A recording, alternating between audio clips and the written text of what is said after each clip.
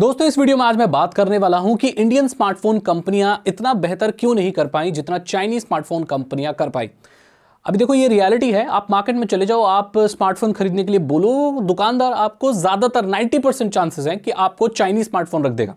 Oppo, Redmi, Vivo या जितने भी चाइनीज रखेगा, रियलमी, सब चाइनीज ब्रांड्स हैं। वन प्लस यही दिखाएगा आपको, इसके अलावा और तो कुछ दिखाएगा नहीं। हाँ, कोई इक्का दुक्का दुकान वाला होगा ऑफलाइन वाला, तो शायद आपको कभी लावा या माइक्रोमैक्स दिखा दे। माइक्रोमैक्स के तो स्मार्टफोन आ रहे हैं क्या? शायद नहीं आ रहे लावा के कुछ शायद आ रहे हैं, लेकिन वो बहुत ही कम चांस है कि आपको दिखाएगा।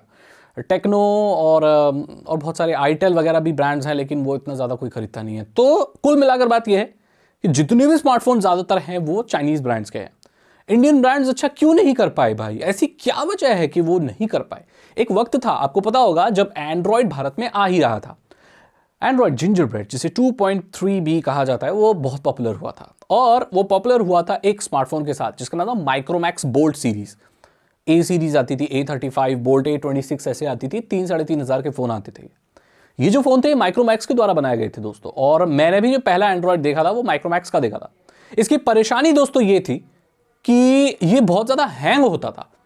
इसमें 2 GB 1 GB रैम होता था और आप 2-3 एप्लीकेशन से ज़्यादा चला नहीं सकते थे इसमें। मतलब एंड्रॉयड तो मिल रहा है, लेकिन फ़ोन के हार्डवेयर और उसके रिसोर्सेज इतने कम हैं और इतना लो स्पीड है कि प्रॉपर एंड्रॉयड एक्सपीरियंस मिल ही नहीं रहा। और एंड्रॉयड तो इनफैक्ट उसकी वजह से बदनाम भी बहुत हो रहा था। ये बात गूगल भी जानता था, एंड्रॉयड सब जानते थे कि भाई ऐसे डिवाइसेस इंडिया में बन रहे हैं जो नॉर्मल से नॉर्मल एंड्रॉयड वर्जन को भी हैंडल नहीं कर पा रहे, वो हैंग हो रहे हैं। अगर आप फेसबुक का मैसेंजर डाल देते थे तो भाई वो फोन फिर चलने लायक नहीं बचता था। सोचो, एक एप्लीकेशन, उन फोनों में 2 से 3 एप्लीकेशन से ज्यादा आप चला नहीं सकते थे। व्हाट्सएप हो गया और मैसेंजर हो गया और एक यूसी वेब, दैट्स इट। उससे ज्यादा वो हैंडल नहीं कर सकता था। इस तरह की पुअर हार्डवेयर मार्केट में पहले लाए गए, इंट्रोड्यूस कराए गए। ये एक वजह है कि ये जो लोगों ने पहली बार ऐसे फोन खरीदे, अगली बार उन्होंने वो नहीं खरीदे। इंडिया में क्या है कि यार R&D बिल्कुल नहीं थी। रिसर्च एंड डेवलपमेंट के लिए बिल्कुल भी इन्वेस्टमेंट कंपनियां नहीं करती थी। चाहे कोई भी इंडियन कंपनी हो, वो कोई R&D नहीं करती ज़्यादा। जबकि जो विदेश की जो कंपनियां हैं, जो चाइनीज़ कंपनियां हैं दोस्तों, वो अपने रेवेन्यू का 21% या प्रॉफिट का 21% रिसर्च एंड डेवलपमेंट में लगाती है। इससे क्या होता है, एक बेटर प्रोडक्ट बन पाता है। जबकि इंडियन कंपनीज ज़्यादातर टेक्नोलॉजीज को इंपोर्ट करती हैं, वो डोमेस्टिकली डेवलप नहीं करती। इनका जो भी सॉफ्टवेयर होते हैं वो भी बाहर से लिए गए होते हैं लाइसेंस पे।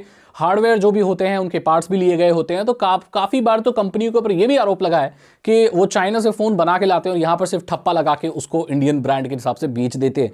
तो ये जो चीज़ें हुई भाई, इसकी वजह से ये कंपनियाँ स्टैंड नहीं कर पाई। जबकि जो चाइनीज़ कंपनियाँ थी वो बहुत कम मार्जिन ले रही थी। इंडियन कंपनीज बहुत पैसा कमाने में विश्वास रख रही थी।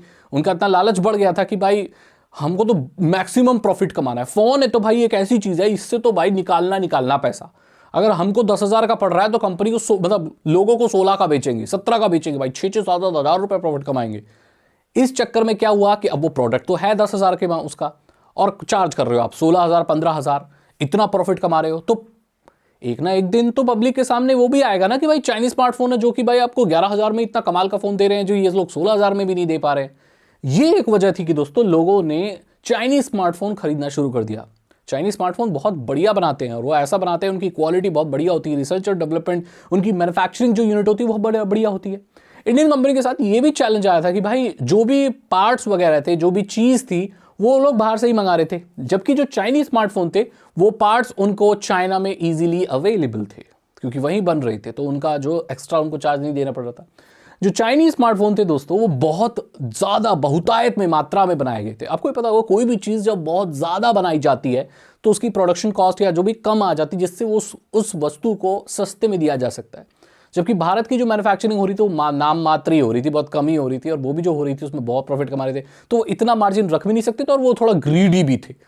तो इस वजह से अब भारतीय कंपनियों ने ध्यान दिया बड़े बड़े क्रिकेटर्स को स्पॉन्सरशिप देने में, मेड इन इंडिया का टैग लेकर या बड़े बड़े क्रिकेटर्स को लेकर उनका चेहरा दिखाकर बेचने में। लेकिन हम यार किसी क्रिकेटर का चेहरा थोड़ी खरीदने आ रहे हैं, है ना? हम मेड इन इंडिया का टैग थोड़ी खरीदने आ रहे हैं।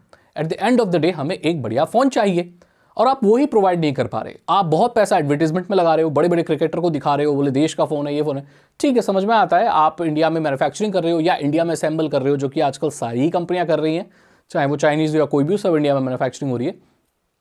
पर अब फ़ोन तो बढ़िया दो, वो चीज़ वो कर नहीं पाए। इस वजह से दोस्तों जब ये Oppo, Vivo, Redmi, Realme, Narzo, ये सब वन प्लस, ये जब कंपनियां आई ना, तो इंडिया में लोगों को दिख गया कि भाई कम कम कीमत पे इतने बढ़िया फ़ोन मिल सकते हैं, और इससे धीरे धीरे इंडियन स्मार्टफोन का सफाया होने लगा। और वो आज सिर्फ 10-15 हज़ार वाले सेगमेंट में कहीं अटके हुए हैं, और वो मुकाम हासिल नहीं कर पाए जो वो कर सकते थे इन कुछ वजहों से। अभी भी सिचुएशन इंप्रूव हो सकती है, और ये लोग बहुत ट्राई कर रहे हैं। लावा कंपनी बहुत अच्छे स्मार्टफोन ला रही है। माइक्रोमैक्स का तो मुझे पता नहीं कि वो अब स्मार्टफोन बनाती है कि नहीं, कार्बन का भी नहीं पता। ऐसी बहुत सारी कंपनियां जो शायद विलुप्त होने की कगार पे हैं, उनके फ़ोन मैंने देखे नहीं है, मार्केट में भी है वैसे। फीचर फ़ोन शायद हैं और वो भी नहीं है, पता नहीं। तो ये कंपनियां कोशिश तो कर रही हैं कुछ, लेकिन जो चाइनीज़ कंपनियां हैं उनको एज मिल चुका है इन चीज़ों का, जो मैं आपको बता चुका हूँ। अब क्या है कि चाइना में और दूसरी कंट्रियों में जो उनका फाइनेंसिंग का सिस्टम होता है, जो वो फैक्ट्री सेटअप करते हैं, वो भी ज़्यादा बेटर होता है। वो लोगों को लोन बहुत ईजिली मिल जाता है, 0% इंटरेस्ट पे, वो सब पे। उनकी पॉलिसीज़ और बहुत अलग हैं, तो उनको इस चीज़ का भी एडवांटेज होता है। जबकि इंडिया में ये लोग पैसा उठाते हैं 19% के उस पर ब्याज देने के, उसमें तो जो बहुत ज़्यादा होता है। तो इसी वजह से वो कंपनियों की भी कोई गलती नहीं है, वो ज़्यादा भाई मार्जिन कमाना ही चाहते हैं, क्योंकि भाई इनको लोन भरना है, उनकी किस्तें भरनी है। ये सारी प्रॉब्लम से क्या हुआ है, इंडिया की स्मार्टफोन कंपनियां आगे कभी बढ़ नहीं पाई, और आज भी ऐसे फ़ोन बन रहे हैं। ऐसी बहुत रिपोर्ट भी आई थी कि बहुत इन्फीरियर फैसिलिटीज़ हैं, इंसान हाथ से उठा के ठप्पा लगा रहे हैं, जो भी है। मैंने तो देखा नहीं है जाके के फ़ोन कैसे बनते हैं, बट मैं सुना है कि अच्छी फैसिलिटीज़ नहीं है, इस अच्छे तरह के फ़ोन ये लोग अच्छे से बनाते नहीं हैं, जो भी है। आई होप आपको ये वीडियो पसंद आई होगी, आपको कुछ पता चला होगा कि भाई क्या हुआ इंडियन स्मार्टफोन कंपनियों को, वो क्यों पनप नहीं पाई, और कैसे चाइनीज़ स्मार्टफोन कंपनियों ने दबदबा कर लिया पूरी दुनिया में, ना ही सिर्फ भारत में बल्कि पूरी दुनिया में। अगर आपको वीडियो अच्छी लगी तो इसे लाइक करें, अपने दोस्तों के साथ शेयर करें। साइबर सिक्योरिटी और इथिकल हैकिंग में इंटरेस्टेड तो डिस्क्रिप्शन चेक करें। 299 रुपीज़ के 3 इथिकल हैकिंग कोर्सेज हैं जो आसान भाषा में आपको इथिकल हैकिंग सिखा देंगे। मैं मिलता हूं आपसे अगली वीडियो में। Thank you so much and good bye.